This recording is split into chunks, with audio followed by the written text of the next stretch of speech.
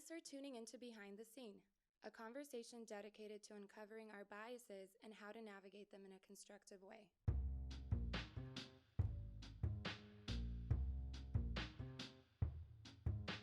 Just talking about dating in general can get us all hot and bothered. But then when you add the layer of racial prejudice into the mix, then it really gets messy.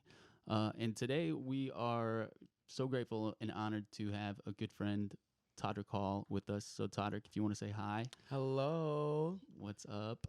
I'm so grateful to be here today. This is going to be so much fun. I've been friends with you, Mark, since high school. Yeah. And Brandon, I've only recently become friends with you over the past couple of years, but you're really, really awesome. And I feel like our conversations are always great. So I'm excited for today. Thank you. It's so good to have you here. And we are gonna dive into Todrick world and into your life and how you see the world, which is truly compelling to me every time we've talked. And of course, if anyone online has ever seen Todrick perform or give any of his awesome performances in the world, you will find that this is going to be similar to that. So. Yeah. And we're all good conversationalists here. And Todrick, I know that your art, the things you've created, have demonstrated that you think, at a deeper level on some of these topics. So really looking forward to our conversation today. Just some primer. We did go to high school together, Arlington, Texas. So we came from a very similar socioeconomic background. Yes. I always tell people I think that they would be surprised at how diverse Arlington, Texas actually is. No, it was so diverse. And I've said this to you before, off camera, but I always admired the fact that amidst all of the prejudice that was happening in Arlington, which it was a very open-minded school. There were a lot of people from a lot of different backgrounds. We went to a super diverse school, but there were a lot of straight guys who had issues becoming friends with me or being outwardly friends with me. And you were always so sweet to me and are still one of the most supportive people in my life. So I'm so grateful to know you, and it was really awesome to go to school with you and see how well you were raised and what a nice, sweet gentleman you are. I'm glad you guys have a front row seat to the We to this sure love do. fest. Yeah. No, but I really mean that. You're just such a great guy, and it's so rare. It's like finding a unicorn, like to meet somebody who is like a good-looking person who's also sweet and just a great friend and loyal and honest, and those things are very rare. So I really, really, as life goes on in this industry, like pushes me and pulls me, like I value those things more and more every year. So Yeah. Well, happy to be your supporter. And you bring up something that if people don't know about you, you are a gay man. You just outed me. Yeah, I know. On a podcast, radio. Yes, I am an openly gay African American man from Texas. I came out when I was 14 years old, Wow. which is not that uncommon these days, but back then it was like unheard of that people were coming out, especially to their parents. They would come out to kids at their school, but not necessarily to their parents and family. Yeah. But I came out very early. Yeah. So not only are we talking about the racial disparities in dating or prejudices, but also the whole like just being a gay black man. Yeah. And Yeah. dating. So what it means is like being like a minority twice. yeah, You know, double that's minority. interesting, right? So one of the things that I wanted to talk about just to get the conversation going was kind of like a more, I guess, a mile high look at what is dating? Like, why do we date in the first place? Kind of like put a peg on that and get kind of philosophical, because I think that like as I've gotten older and I've looked back on past relationships, and as I am looking to find a wife myself, looking at like what is the best way to go about doing that. So I guess what I'm like, I was in a long-term relationship 6 years, and before that, I hadn't been single. I was like a serial monogamous, basically, like back to back to back relationships. And then when I ended up single a couple years ago, I was like, man, I just got to be me and like figure out what's going on here, because I had some problems. I realized that one of the ways that I would date was I would go, to a party, the bar or club, or had a mutual friend, and it was like whatever attraction. Like if you locked eyes from across the room, and then you just kind of move in on it, like a line on. Ugh. Yeah, I should Come on, stop. Discovery Channel Ugh. fish. Yeah, that's right. So like, On the I'm Discovery interested Channel. in your guys' perspective on like what is dating? Because like if you just kind of rely on an attraction, like what is attraction even? Like that is a societal construct, right? Like I've said also before that as I've worked through my own biases, I'm a lot more attracted to black women now. Like Whereas before, like, I would have just been like, that's not my preference, and wouldn't have even entertained it, you know?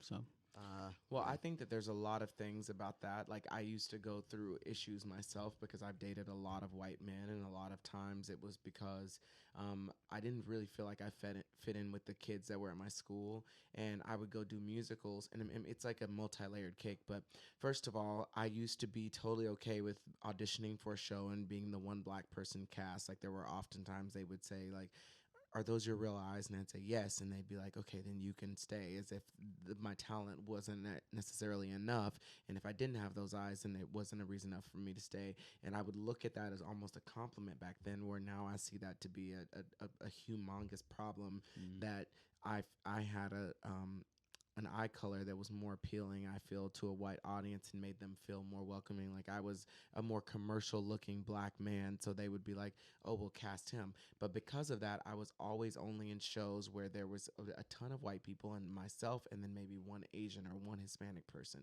And so when I would be in those shows, that's when I would form these relationships with people and fall for people and start dating people. And unfortunately, in those situations, those people were always white, because not unfortunately, that was just what the case was. It was unfortunate that there were not more races represented, but it was fortunate that I got to make great memories with and great experiences with certain people. And I think ultimately I just started to become attracted to white men because I was always watching the Disney Channel. My mom wouldn't let me watch anything that was even rated PG-13, and on all those shows I would be watching, a Zac Efron-esque character, or they would be doing a show where Nick Lachey and Jessica Simpson were on singing, or they would have the boys from NSYNC, or the Boy Meets World show would rerun, or like every single show minus The Smart Guy when I was very young, and Sister Yep. were shows that featured white people, where the white guys were always the leads. In all of the Disney Channel original movies, there was always a Ricky Ullman, Phil of the Future type of character. And then when I grew up a little bit more, That's So Raven became a big show. But when in the shows that were about, because That's So Raven was not about a guy that that was a heartthrob, a Zac Efron-esque character that all of the girls were looking for. Anyway, the point is, I quickly started to realize that I was like strongly attracted to white people, because I think I was replaying all of those things that I had seen. And I think that myself, with a lot of other people included, we are all victims of that. Like, I think that when you say it wasn't your preference, I think it's really your preference is strongly swayed by what you've seen on television and on billboards and magazines and books and stuff your whole life. And sometimes, while it is a preference, some people think that they woke up and chose for that to be their preference. Right. And I don't think it works that way. I think that you're being kind of like groomed to like a certain thing your whole life.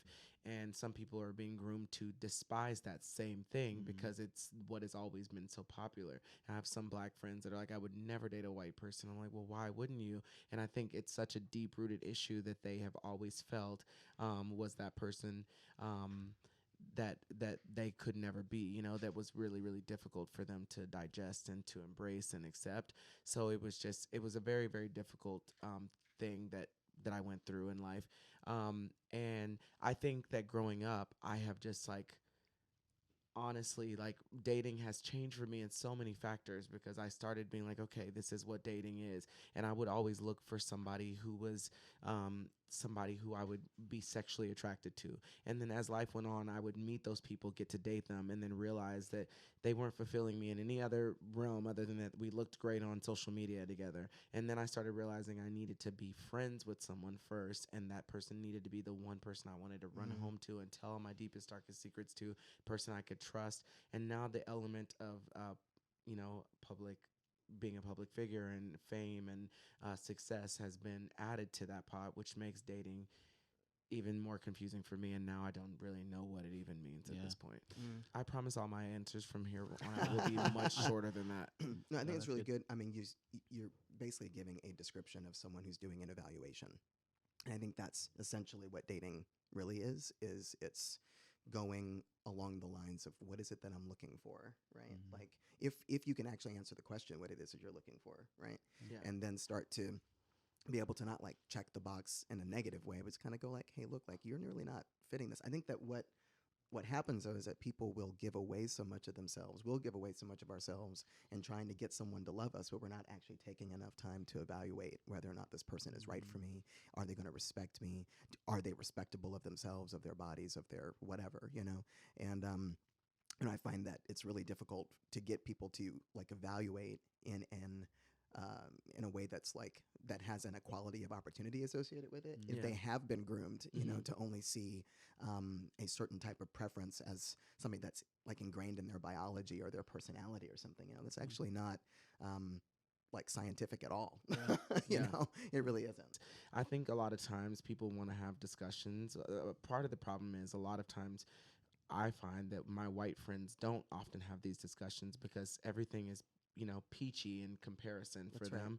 And then when you do bring it up, they're like, well, it's just my preference. And it's easy for them to say that. And their friends will all like co-sign and be like, yeah, that's what it is. And it's easy for them to not question whether or not they are, in fact, I think that there was a huge discussion that I did one time about racism on the social media apps and like the gay dating apps specifically, where you could choose what races you did not want to see.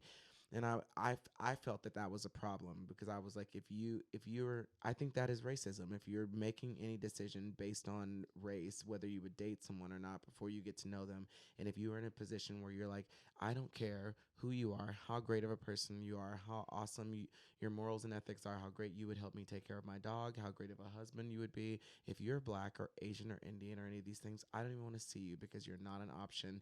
And I would rather date a guy who looks like this, who may not be a good person and who may not help me take care of my dog. Like they would rather date somebody because they're white. And to me, that was just like so shocking that there were so many people that were willing to be like, I'd rather only see the white people. I don't even want to know that the black people exist.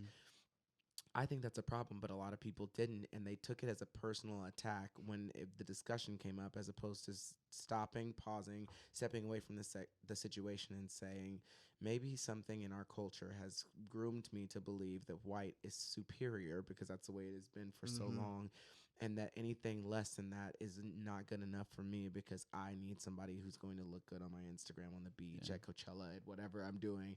Like, that's what I need. And to me, I see a lot of my white gay friends going through very difficult like dating situations because they are so fixated on this idea that they need a guy who's this level of masculinity, that has this much hair on their face. It's like so crazy that you grow a beard and it's like you won Publishers Clearinghouse this year. Like that's an accomplishment these days that you so grow facial hair. And yeah, it's weird. It's all a bunch of surface level things I think that we're seeking out. And I think while still being attracted to people, we have to find a way to like look past those things. 'Cause I think there's a bigger thing that we're all missing, which is why most people are not happy or in an open relationship, or they're not saying, not that I judge that, but I think oftentimes we're trying to like fit ourselves into this mold to like project to the world that we are something that we're not, and then we end up not happy and divorced and stuff. Whereas if you find a friend that you love, who you can also have sex with, who you can tolerate every day, who can keep your secrets, who's honest and loyal and driven and pushes you to be a better person, then I think that's where you will be happy and successful. Well, that's it. That's all we got. That was preaching. That was preaching. Yeah, that's all. We solved the dating problem. I mean, even talking about dating as an assessment, you know, and the real point of what we're doing here in the podcast is to sort of juxtapose a lot of that, of the pain of racism, you know, which is also because of an assessment that somebody made, you know, of how beautiful or not beautiful someone is, or how intelligent someone is, or what your preferences should be. I mean, this is not just a conversation about dating, right? Like, we're seeing the manifestation of a problem in the context of people finding companionship and belonging as it relates to the color of their skin because of a 400-year problem of saying that black is not beautiful. And then we saw it on television, and we saw it in our relationships, and heard it in our families, maybe, or whatever it was, you know. But it's been so perpetuated over time. And now for people that are African American or black that are being successful, that are finding themselves, you know, as public figures, or if you're living in DC on Capitol Hill like I am, and I don't see anybody, you know, that is actually considering me as a real person. I'm other. As an African American person, I'm not dateable. I'm almost intimidating for people. It's almost like, I don't know, like a weird thing. They put me on a show or something, and just sort of say like, oh, like look at all of your friends, who are dating each other. And I'm like, interesting. How did that happen? And they all helped each other out, and put them all on blind dates with other people. And then you look around and it's been like 10 years, I've been here and no one's ever set me up on a blind date. No one's ever set me up on anything. And you got to wonder, well, why that is. And I think that maybe emotionally, psychologically, that people just aren't considering you as dateable. If my friend group is white and these are the people that I see all the time, they're just not thinking about it. But there's a real pain in that. That's a today pain, and not just one that's from like 50 years ago, because now we're trying to get married, have kids, and do all kinds of things, and settle down and find love, and it's really hard to do that. Yeah. No, I 100% agree. I don't have a similar story to that because nobody in my friend group is getting married because I live in LA and everyone's a performer and we're all trying to pretend that we're 12 years old and we're all like not dating anyone seriously. But I am a hopeless romantic and I want to be with someone forever and I want to have that whole fairy tale thing. Like I'm one of those people that believes that that still exists some way, somehow. And it's just been a very, very difficult thing now for me to just like figure out who I can and cannot trust. I had a horrible situation last year with just like the most despicable human being I think I've ever encountered. And I just could not believe the things that I experienced with this person. And I felt very used and I felt very taken advantage of. And I could not believe that someone could sit there and look in my face and lie to me for so long. And so now I just have like issues just in general with the entire like dating world. But then you add the whole fame and success level and you add racism and then you add the I think that I don't even know what you would call it, but there's like this inner hate within the gay community where you're a bear and you're a twink and you're black and you're Asian and you're a jock and you're, like too gay or you're a drag queen. So that means you're not a man to me, like there's this crazy thing that exists in the gay community. And I feel like any group of people actually that have been suppressed for a while, like I feel like it causes them to start. It reminds me of people who have like dogs, and if you're a person who's like in a rich house and you feed your dogs all the time and they never go without, then they're not going to fight each other over food. Whereas if you were to go to a pound or to the middle of an alleyway and somewhere in the middle of Houston, Texas, where there are a bunch of stray dogs that don't get food all the time, it's life or death for them. And so they like are always beating each other up. I feel that's the way it is in the gay community. I'm a gay black man who does things on social media, and people who don't know about my analytics would come to my show and assume that there'd be a lot of black people there and a lot of gay people, but it's actually straight white women that come to my show and support me more. And I don't get hate from those people online. I get hate from gay people and I get hate from black people. And it doesn't upset me in the way that it breaks my heart that that's the case, but it upsets me because I feel like we should be uplifting each other because there's not that many of us. And I feel like anybody that I see, if I see a Ricky Thompson, if I see a Trey Melvin, if I see a Terrell Grice or anybody who is coming out doing amazing things, I'm like, oh my gosh, good for you. I follow them. I like all their pictures. I want to collaborate with them because I want people who look like me, who are underserved and have been underrepresented. And I know how difficult it is for somebody who looks like us to make it.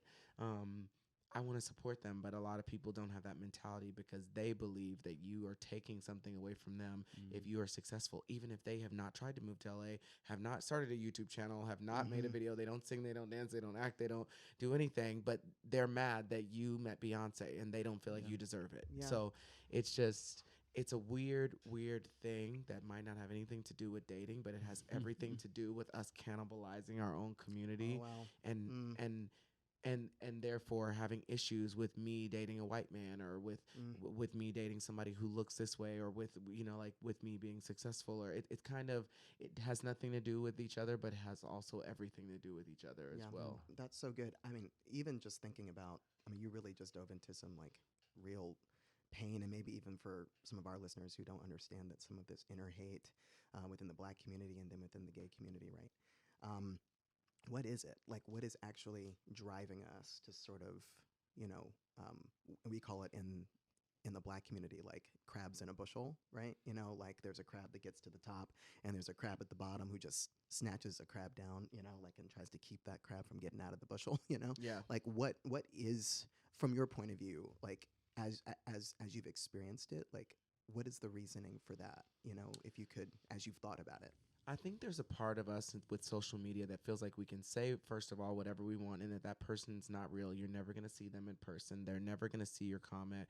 And so there's a part of us that feels like we can say whatever we want. I'm guilty of that myself. Before I got to LA, I would say things about whatever, or there was a time I made a Lady Gaga joke just because I was on a show kind of like this where we were all like, had to go around the table and make little sassy jokes to each other, and that meme still haunts me to this day because I actually love Lady Gaga. I think she's everything. I love all of her music, but I needed to make a joke in that moment, and I was with a group of people who were comedians for a living, and I made a joke, but which, by the way, wasn't even a funny joke. It was not my best material at all, but I made the joke, and then it's one of those things that comes up, and every few years I feel like I have to apologize for that thing that I said about Lady Gaga when I actually don't have an issue with her, but I never thought I was going to get to a level where anybody would care what I had to say about it, and it felt like a harmless pun at that moment.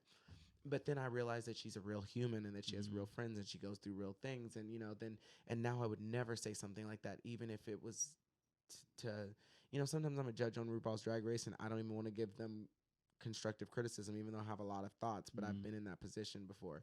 So I think that's part of it. I think that they don't think that you're going to see it. But I also just think that there is a part of, I think that there is this thing where some of the people who have gone online and specifically like devoted an entire video to dragging me for something that was minuscule, or they'll try to find one line out of an hour and a half, like project that I do and say, well, this must mean this, and try to read into it and think that they know me. But I've actually dated a lot of black people, and I'm super attracted to black guys often, and to everybody. Like I don't discriminate against anybody. They're definitely, if I walk into a room and I see a guy that comes up to me that looks like a Disney prince, I'm going to notice him because it's been programmed in my mind for his features to be striking.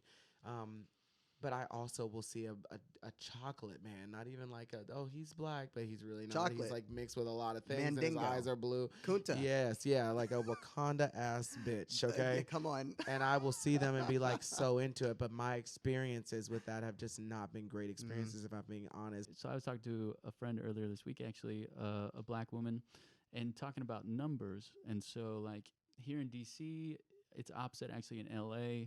The male to female ratio is so out of whack, and so like a lot more women here than men. Same with New York, I understand. If you go to LA, there's a lot more men than women, and so like that causes even a change in how you approach dating. Because if you're here in DC and you're a dude, it's good for you. It's a good situation, and so you might be less inclined to settle down or to commit to something because you never know what party you're going to go to next, and you might run into someone who's who you think might be a better fit for you. Whereas if you go to LA and like you find a woman you click with, and you're like, man, I'm all about like committing to that. Like that's what some friends have told me out there. And so for this friend of mine, she put together the numbers. Her name's Nathalie Reshard. She gave me permission to quote these numbers. But she went back and she looked a couple years ago, like she's a high performing athlete. She has multiple degrees, just like very ambitious, successful. And so she's like, okay, if I was looking for the other version of me, a black man, multiple degrees, high performing athlete, how many of those are there? And she did the numbers, she did the work. She broke it down to black men, men who weren't gay, black men who weren't in prison, black men with multiple degrees, and there were about like 700,000, I think, in the U.S. is what she found. And I can go back and pull up the numbers, but and we might put this in the show notes. We might create an infographic around it with her permission. But so 700,000, like that's not a big number. And then she broke it down to like high performing athletes with degrees. And so she looked at professional athletes. I think there were like 10. And then out of that, who were single, 1. And so like that is just insane. And so if you're thinking about it in terms of a numbers game, if she who wants to date a black man, like she doesn't feel like she has the same opportunity as someone like me who has all the ball is in my court. Yeah, and you can afford to not have a, I don't, like she has to not have a preference if she wants to be successful at dating. And I can have a and preference. you can have a Yeah. preference. Yeah. So That's really shocking. It's not shocking, actually. It's not shocking at all, but it's shocking to hear. Sometimes I go on online and I have these friends that do social media as well, and they'll be like, "Well, why don't you just do this?" And I don't think that they realize, like, I went to YouTube Black here, which was held here in DC a few years ago, and it was the people at YouTube were saying we don't know what is stopping black people from getting the level of success that these Jeffree Stars and Joey Graceffas and Tyler Oakleys and all these people have that are huge YouTube content creators, because their numbers just trump anything that there's no, should not even say that word even in that context. Their numbers just supersede anything that we as black people are able to accomplish online. And oftentimes you watch, I'm a huge RuPaul's Drag Race fan, is also a part of the show, and it took so long for one of the black queens to hit 1 million followers, whereas almost every single white blonde person who had made it to the top 6 in the past 8 seasons was getting to 1 million plus followers. And at a certain point, you have to like look at that. It's free to follow them all. There's no reason why you can't. But there's something that is happening in our country's DNA that has to do with everything that has happened with us being suppressed for so many years, and us not being looked at as equal citizens, or people not finding them beautiful, or whatever it is that stops people from being followed. And those things seem like such a small, it's like, okay, well, you don't have as many followers on Instagram, who cares? But those numbers matter so much for what jobs you can get booked for, what kind of endorsement deals you can get, what people want to work with you and collaborate with you to give you clothes and give you hair, and all those things that end up helping you be a successful drag queen or a successful entertainer in this business. I deal with that all the time, and to me, it completely 100% translates into the dating world. Not only is it important as a gauge and just like equal opportunity, but also the people who are coming up and watching TV, you know, like if I'm watching television and people of color, there's a diverse set of people who I'm exposed to. Now I'm seeing that they are beautiful too. They're in my And they formative need years. to be exposed to in the way, sorry to cut you off, but people think that they like get to pat themselves on the back because they put a blonde girl like Dove Cameron as like front and center, and then there's a black girl with like big curly hair and green eyes that doesn't look like anybody that you know from the hood at all. Like, we don't know a bitch that looks like that. And then she is on the show, but she's there to serve the purpose of like seeing, to cater to the white person to see what she's doing. In order for people to think that those people are beautiful, I think that there needs to be more exposure of them being a lead character that people find attractive, who they want to date, who they want to take them to prom or to the homecoming, or they want to be in the dance, or they want to be in the musical Kissing Corbin Bleu, not Zac Efron. That's right. They want to be friends with what's Cher's best friend in Clueless. I don't even know her name. Whatever her name is. Yeah. The Stacey Dash character. Stacey Dash, yeah. But that person, there should be a black girl in Mean Girls, other than the girl that's there to be the butt of the joke. And I even say this when I go to Broadway shows. Wicked is one of my favorite shows, and it's a show that prides itself on being about people of all different colors and ethnicities and different sizes and shapes. The costumes are all just like asymmetrical, and just like the set is so quirky. And the girl, it's about a show about a girl who is judged by the color of her skin, and she's green the whole show anyway. So the fact that the show's been running for 15 years and there still has never been a black woman given that role on Broadway. There have been people to understudy the role or stand by the role, but they've never let a black girl be that role.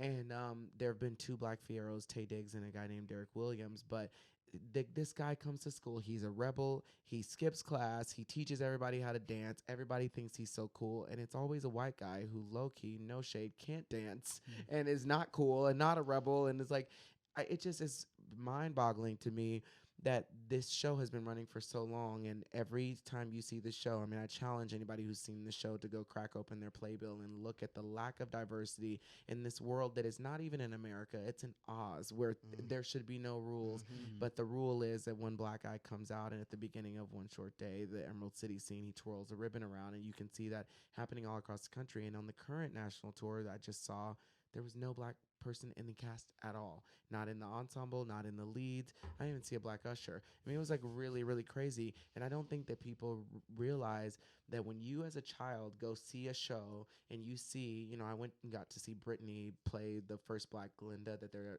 has ever been. And I almost started crying when she came out of the bubble, because I imagined myself being a little kid watching that for the first time and seeing somebody and being like, I could be her. In my Mhm. mind, as much of an imagination as I have, like I could never see Mm. myself being a lead character in anything unless I was playing an animal in The Lion King.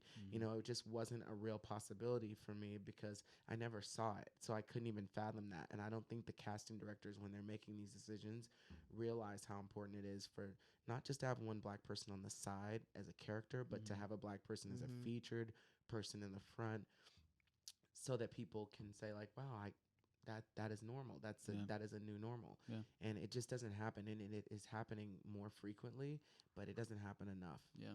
Yeah, and we're seeing that. I mean, theater's still in the elite, right? I mean, it costs a lot of money to go to Broadway. It costs a lot of money to access theater, you know. And so if we're looking at where the predominant population, you know, of black and brown people are, you know, this is a socioeconomic challenge for them, where theater is not accessible yet, you know, for a lot of folks. And so I think a lot of what the field needs to think about is how to actually do that in a way. But I you think know? that if the people are going to see the show, it doesn't have to be trying to figure out how we get black people to go to the theater. I think that white people should be able to sit down Totally. and totally enjoy.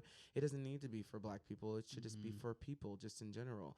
I mean, I think Hamilton is like such a living proof of that, because there's hardly any blonde hair and blue eyes in that show, and you can't get a ticket to it. I think this issue is that there's not a lot of people who have been willing to take the risk to give us an opportunity. I read somewhere, I don't know if this is true or not, but Black Panther was the first movie given the same amount of money that a white movie of its same genre was Yeah, given. that's true. And it just blew it out of the water. But no one has ever really taken that risk before. Yeah. And I just think there needs to be more gay representation on the radio. I'm so happy about Normani becoming so big on the radio, because I don't know if you know who she is from Fifth Harmony, but she sings that song Tell Me Where Your Love Lies, and she has a new song Dancing with a Stranger with Sam Smith. But she's a beautiful chocolate girl who is like slaying the game, and I haven't seen that happen in a long time. I think Kelly from Destiny's Child, Kelly Rowland, is super talented, but I think the fact that she doesn't have a super thin nose and super light skin and light eyes and rocks blonde hair has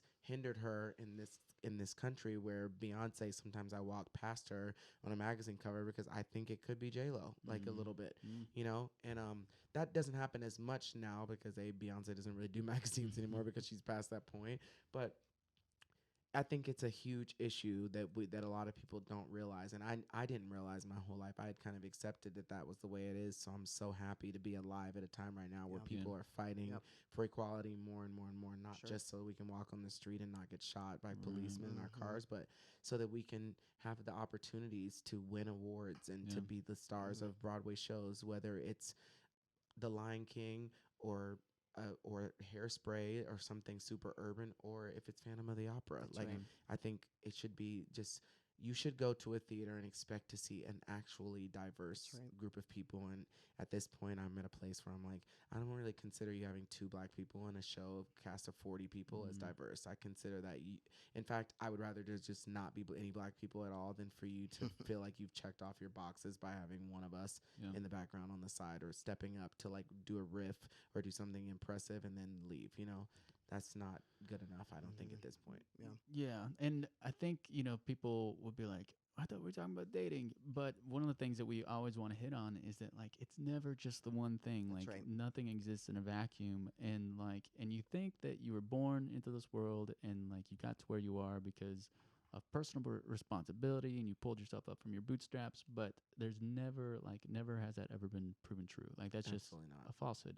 And so what we want to demonstrate is that, like, your dating preferences, who you're attracted to, the fact that you could get a loan on your house, the fact that your dad isn't in jail, like all these things, when we talk about like white privilege, that's ultimately what that is. And the fact that, like, over generations, we didn't have to sit under that oppression. And oppression can be heavy. Like, it's not just like in that time, the generational traumas can reverberate for years. For years. And so that's why we're now talking about Hamilton, like, right? Like representation. Yeah, I think if you go see shows, I think if we rewound back to the time we were born and we saw shows where black people were on, if it was all reversed and it was cool to be black, and Danny Zuko in Grease was black, and the guy that Allie fell in love with, Noah was black in The Notebook, yeah, and if Jack sure. was black in Titanic, and if all of these epic movies had been happening with black people as the leads, and these people are falling in love with them and thinking they're so gorgeous, and they're standing in the rain with their muscles popping out and water's dripping down them in slow motion, those things, I like have this crazy infatuation with people who are Asian, just like Asian men, and I think that it's because I watched the Brandy and Cinderella for so long, For sure. and that guy Paulo Montalban, who Yeah. I think was, I don't even know what his ethnicity was, to be honest, but whatever he was, I was buying it, and I just was like, I want to date somebody that looks like that. But it was because I loved Brandy, and Brandy was like so obsessed with him. So I was like, I really want to date somebody who looks like that, and I think it strongly affects that. So that is the reason why I'm bringing it up, because I think that people are willing to say like, yeah, I'm dressing like this because it's the 90s, the 2000s, the 70s, or whatever. You can look at it, and people are totally willing to be like, yeah, I joined the fad. I dressed that time period. But when you talk about dating, which is equally as influential as fashion, or as slang, as the musical taste, and whatever, people get really defensive because they don't want to believe that someone has told them who to like and who to be attracted to, or trained them and groomed them of who they should be attracted to. They don't want to believe that race is an issue at all, but it is, you know. And I think it's something that should be talked about and should be addressed, even if you don't change it. For you to at least accept the fact that there's a reason why you feel that way, that is beyond you, something that you've been taught, I think is a huge step in the right direction. Yeah.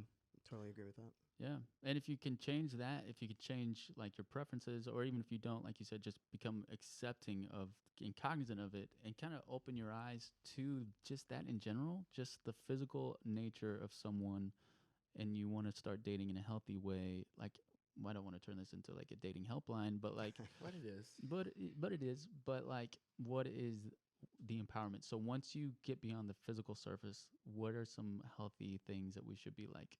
If you were coaching someone through, like, Brandon, my dating life is a mess. Like, all my relationships have been like every torpedoed. week. Yeah, like every week. Like, what is one thing that you tell them? Like, what is a healthy way to approach? Yeah, I mean, I think, one of the main things, for anyone is to look at what they're reflecting out in the world too. That if there's a poor sense of self-identity, you're never really going to attract, the person that you really are looking for. If you don't know who you are, if you don't like who you are, if you have looked in the mirror and you see yourself as another race, which happens all the time, right? And I think that, I mean, even for myself personally, I remember, I think I was probably 30 years old before I realized I was actually black, because of all the images that were being projected. That's deep. It is though, because I remember, like, I know at least until 30, I would think about myself and go, you know what? I'm probably 16 years old and about 6'2". I'm 5'1" in reality, and I was white and super athletic, and everyone thought I was pretty, and I was the Disney prince, But that was what was so revered, And so, if I were coaching myself, I would say, hey, you got to learn to love yourself. Otherwise, you'll continually sacrifice things for other people so you feel loved, And so there's something about recognizing the value of yourself and then giving of yourself. Because that way you don't cheapen what you give. Yes, God. And what we oftentimes do is we just give it all away, and we think somehow we're going to be able to convince someone to stay. And that's never going to happen. It's just never going to happen. Preach, Brandon. You ready, baby? I'm ready for it. This is it. Now, let me talk to myself for a second and say, Brandon, don't give away your goodies before the getting is good, And I think when it comes to race and really processing race, I think it's really just starting to redefine what success is in dating, and starting to redefine what a preference is and what a preference is not. And a preference, if it's related to race, is racism, and it's discrimination, and you're open to it. You're open to creating a language around what you do not like, and make it normal, so that you don't actually have to engage someone that's different. So you don't actually have to look at someone for who they are and ask them questions about their life, and actually say, you know what, more than the color of your skin is then, come on, King, is the content of your character, even in dating. Even in dating. Maybe especially in dating, because, from a biblical point of view, we're called to procreate. We're called to, get together and and be in community with each other. Mhm. And how are we functionally going to do that? You know, That's the fun part. that is the fun part. The fun part is not being colorblind. It's being color accepting. We talk about that Mhm. all the time. Being color accepting and culture accepting, in a way where we can date, you know, Mhm. the Asian looking person, and I'm black, or I can date the white person, that I did from Alaska for a really long time, Mhm. or I dated this, you know, black person, you know, for a while. And I mean, just all of these different things, you know, where I feel like I'm really open to it, but I don't want to do that out of scarcity either. I want to Mhm. do it because I'm like, hey, I really enjoy being with this person and what they bring to me, what they bring to my life, and how they make me feel and how I make them feel, and how I'm able to contribute to their elevation and their empowerment and doing good in the world. And if I'm not able to see that because I'm so desperate for someone just to love me, then I won't get there anyway. At least I won't get there in a way in which I feel like I'm actually honored myself and I've been authentic and true, you know? Mhm. So, Yeah, anyway, that's good stuff. I know my own history. Like, I have a face that people tend to like to look at, and it's been a yes, God. it's been a it's been a blessing. It's gotten me many places. It's got me here to DC. But so what I Do I- would do is like, do I have a face that yeah, people like to yeah, look yeah. at? Do you like looking at? I looked you up look at- before we first met, Did you? and I was like, that's a good looking man right there. Whoa! I didn't know that You actually. didn't, Wow. Heard here It's first. getting Praise the steamy Lord. in here. And he met with me anyway. That is so nice. Tiffany, shout out to Tiffany, Shout who out, Tiffany. introduced us. She's Thank you, like, you Tiffany. need to meet my friend Brandon Polk, and I was like, who's this man? Let's Google him. Googled him. Found my picture and Facebooked said, you. yes. I was like, yep. Amen, Mark. Yes and That's amen. a 6'2" white man. Right Listen, there. That's and you right. know That's that right. is always it. Yeah. It's always it's all we're attracting. So, but I would get in relationships, and it would be based on that attraction, and then it would be the affirmation that I would be getting from it. We'd be self-affirming each other. We'd be feeling good, and then we'd get to the point where you got to be a little bit vulnerable. You're seeing each other in close proximity, and now you're seeing people for beyond like what they just look like, and so that's where I would get into trouble. And then that's where I became kind of a serial monogamous. Like, once you hit that point, you kind of leave before like you get too deep into the weeds. Mm. And so yeah, I think that like and now I'm trying to evaluate like, what is it that I want to do. I don't like, if I walk into a party and a woman's looking at me, like, she's probably not the one that I want to talk to, because what is it that she's looking for me to give her? You know, I notice attractive people and women, but now I want to evaluate a set of characteristics, like someone who, like you said, you can build each other up in, and someone that you can do life with self-sacrificially. And that is so backwards. And we've talked about this a lot in the podcast, is the paradox, some of the ancient wisdoms that we've kind of skewed and gotten away from. You know, some like, it's better to give than to receive, to die is to gain. You know, you'll find your life if you give it up, like that kind of stuff. That sounds like the Riddler talking. But I think that that's kind of how we also have to approach dating, whereas right now we look for everything that person can do. Yeah, and it's interesting. I'll just say this last thing and then I'm done. But like, in the redefinition of success in the world right now, which I think is happening very slowly, where success normally is like, this is how much money I'm making, this is the house I live in, this is the car I live in. In reality, you know, people are finding that regardless of how much money you have, you're not fulfilled, right? Yeah. People are killing themselves. Howard Hughes is a good example. Michael Jackson is a good example. The list goes on. The reality is that what we're finding is that people are most fulfilled when they're actually serving and giving of themselves, you know? And when it comes to relationships, a lot of the relationships that are failing are ones where people are going into it as, this is for me, and I actually don't have the intention to serve you, and I'm not in it for 50 years. I'm not even sure I want to wake up looking at your face every day. Ooh, shit. And I'm not willing to actually take that risk. Yes, Todrick. I'm not actually willing to take that risk because it's actually about me and it's not about the greater good of the world. You know, that our coming together and what happens with us has to, if we are going to define success in this way, means something for the entirety of the world, if you actually can be bold enough to believe that. And if you don't, then what's the point of being here? Legitimately. What's the point? What's the point, baby? What's the point? I mean, what's the point? That's There for is a no whole point. other episode. That is for a whole Yes. episode. And if this is not the entire context for being in community and connecting in relationships and belonging to one another and not, you know, feeling like we have to conform in order to be loved, you know, it's Yeah. like we're going to be who we are Yeah. and not have to change who we are in order to be in an affectionate, loving community and to be in an affectionate, unrelenting, unconditionally loving relationship. Like, why we feel like we need to minimize who we are in order to like manipulate people to love us. It never works. Preach.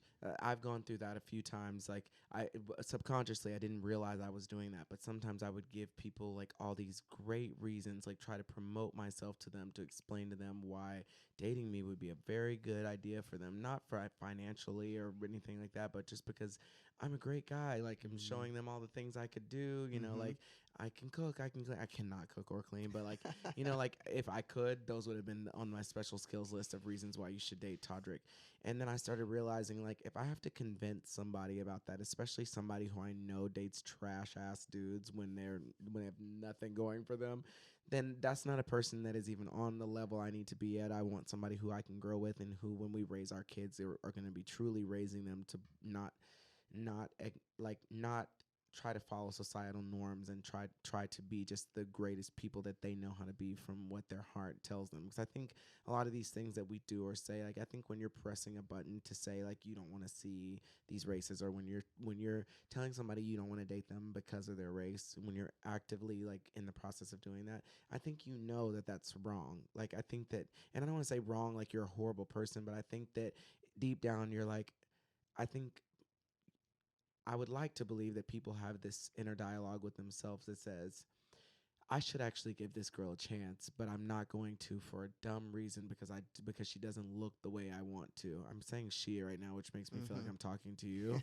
So I want to know, I guess, did you ever have that when there was a chocolate girl that came up and tried to talk to you? Because I'm sure it's happened because you're scrumptious.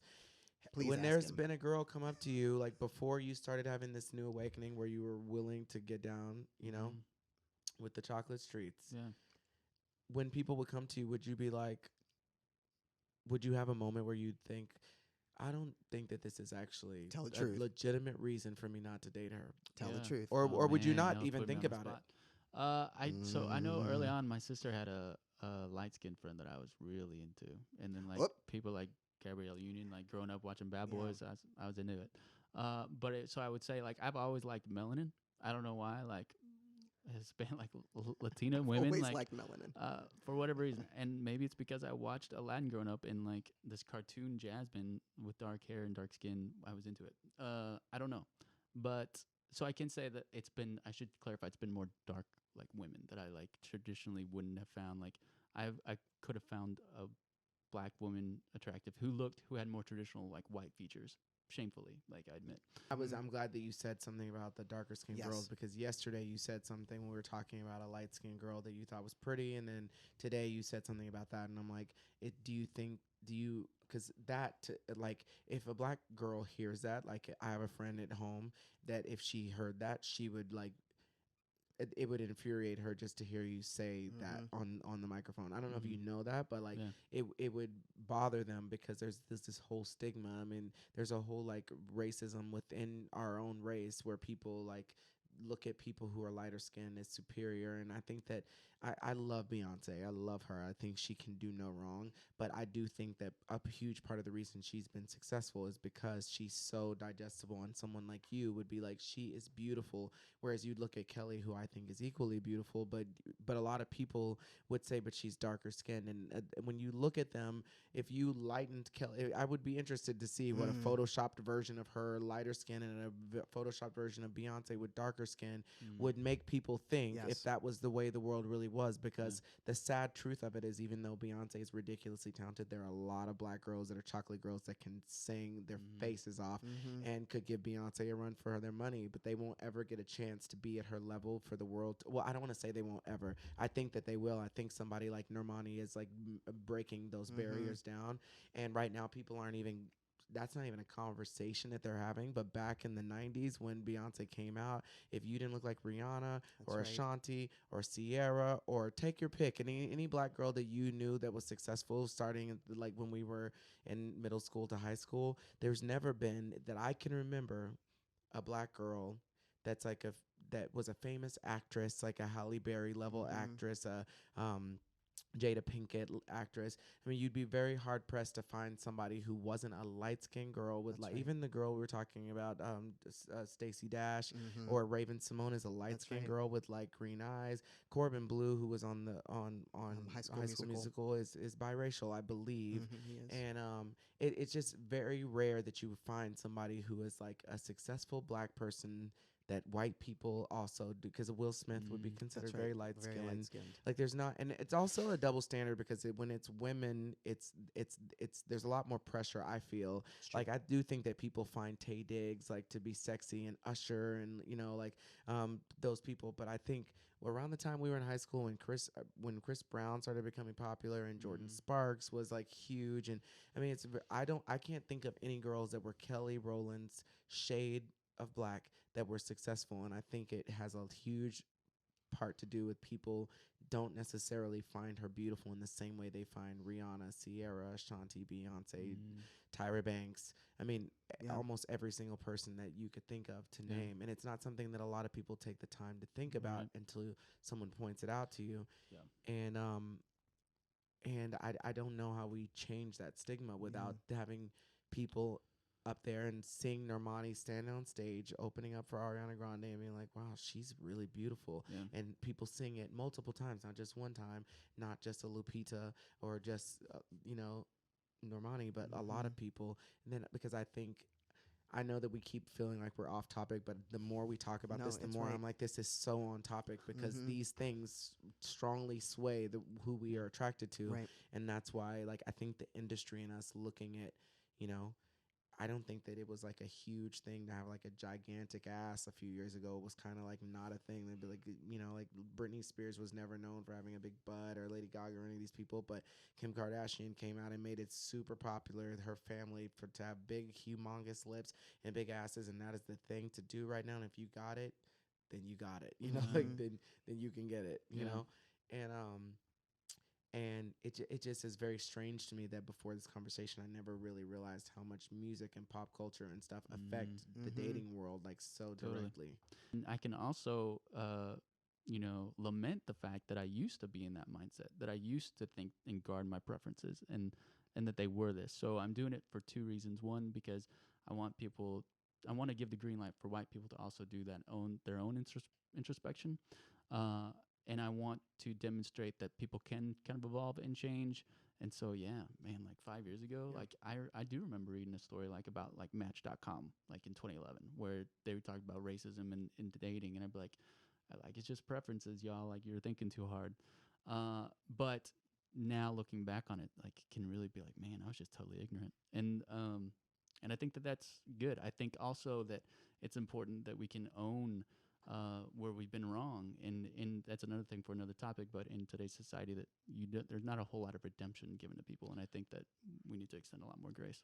I 1000% agree with that, and I just want to say, just in case anything that I said seemed pointed at all, that I love the shit out of you, and I think that it takes a lot of balls and so much bravery to get on camera and a podcast with two black men in 2019, where everything that you say can have someone drag you. The fact that you are doing everything that you can to like expose people and to have an open conversation where you're not, because right now everybody's so afraid to talk. The fact that you can stand on a microphone and be unfiltered and say, this is how I feel, and I'm totally open to constructive criticism, and for someone to say to me why something I might feel or say could be offensive to someone, and so that you can become a better person, is great. And I hate this whole cancel culture that we live in, that if you say something that's not exactly politically correct and people want to cancel you. I don't think that there's any way we can grow and progress and actually get the things that we're saying that we want without having these conversations and letting somebody say something in a nice, mature way, being like, I don't think that that's something you should say, and this is the reason why.